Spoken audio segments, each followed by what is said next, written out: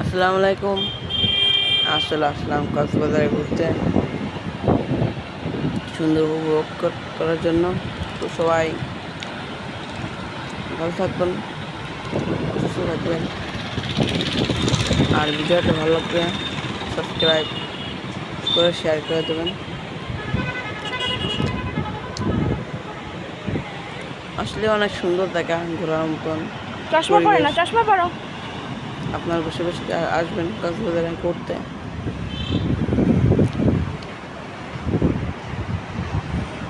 সমুদ্রের ঢেউ, ঠান্ডা বাতাস,